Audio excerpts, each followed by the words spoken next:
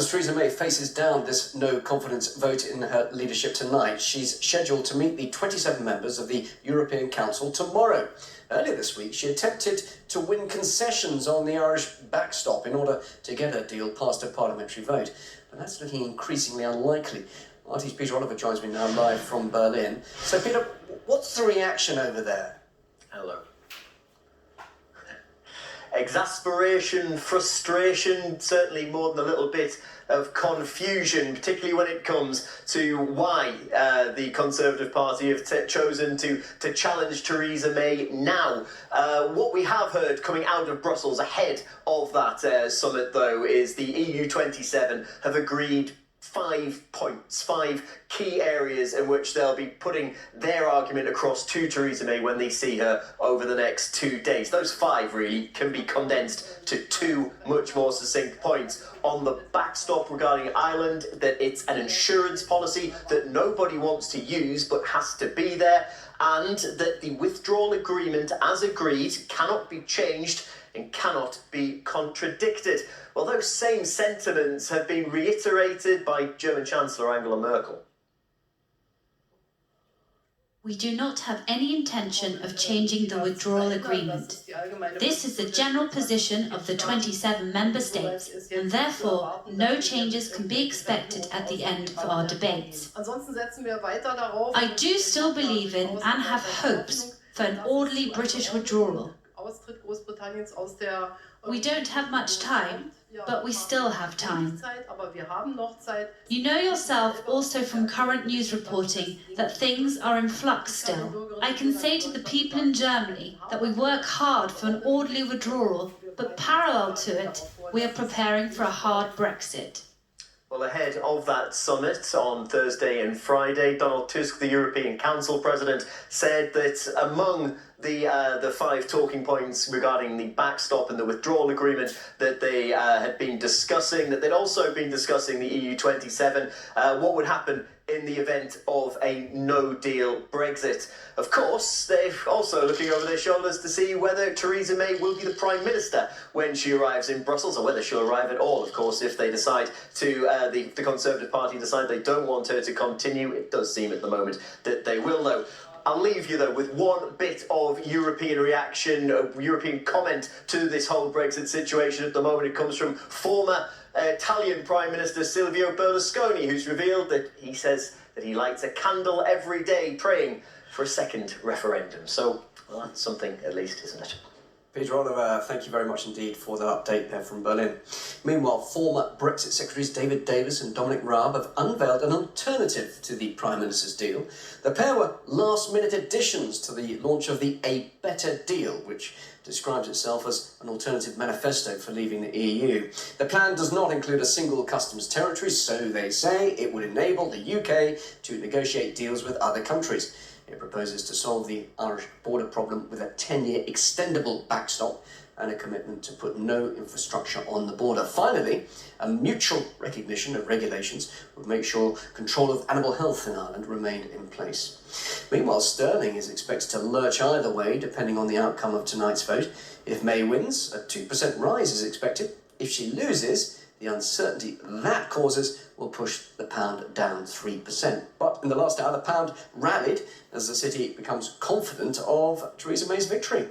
Well, for more on all of this, I'm now joined by John Ryan, Senior Partner at Brexit Partners. John, so May, under a huge deal of pressure, but what are the implications for Brexit itself?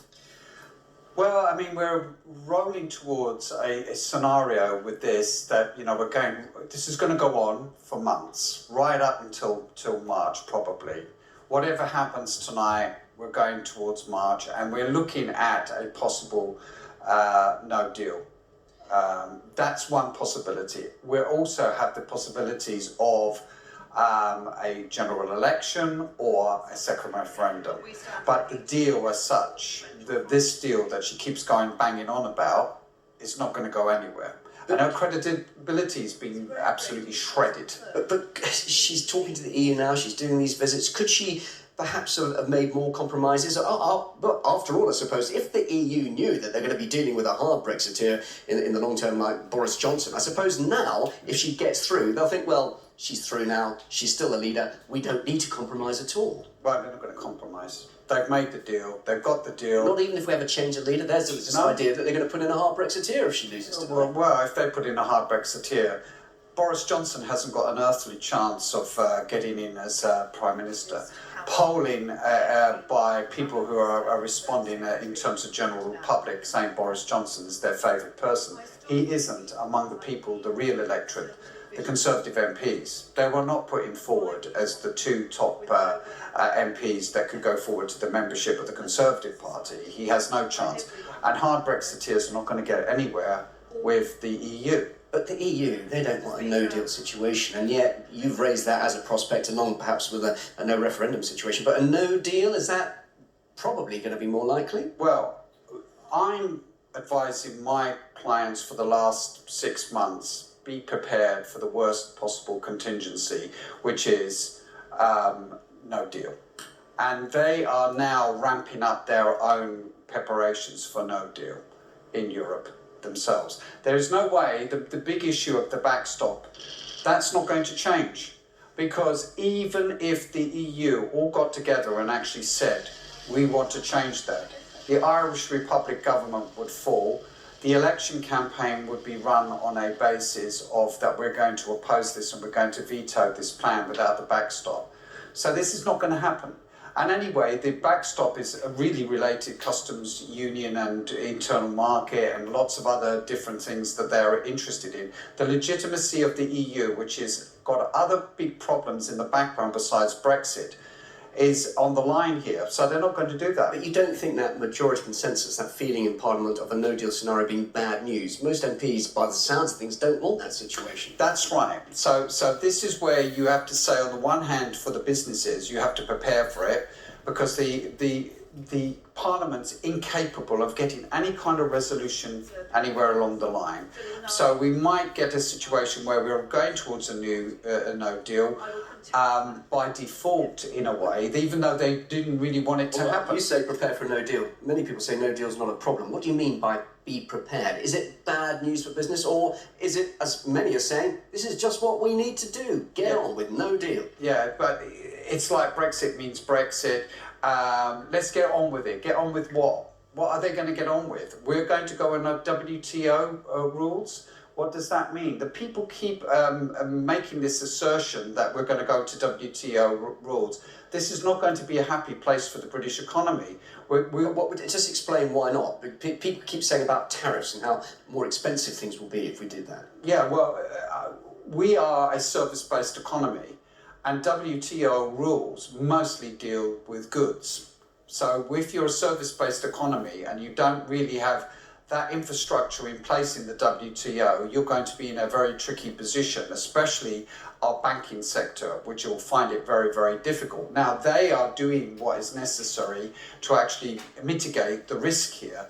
But what about the retail sector? What about manufacturing? They're going to really find it very, very, very difficult. Now, the manufacturers, there's a slowdown going on there. There are other issues. The pound going down makes our goods more attractive. Good for exports. Yeah, but imports, and we're an importing country. What the real problem is that foreign direct investment is not really happening over the last 2 years. Confidence in actually investing in the United Kingdom has gone down quite dramatically. So surely then, what you're saying about no deal, that means people should have a say on what happens. There must be a referendum. Should there not be a second referendum before a no deal is well, there are two. When you mention people or the voters, there's two options: the general election or a second referendum. And I think the general election would be a possibility, because she's going to be damaged whichever way we look at it tonight. Maybe there's 80 votes against her, maybe there's 120, we don't know. What we do know is people are publicly stating that they're backing her, and I would hazard a guess that some of those people are not being completely candid in their view, because we know this from before. People have made public statements and then people have looked at that and then taken that for granted. I think 80 to 120 is not very good for her, and she'll be damaged goods, and the Labour Party at some stage will have to try and trigger a no confidence vote in her in the Parliament, and they'll get a lot of backing for that. John, good to hear your thoughts on this. Thank you very much indeed for joining us here in the studio.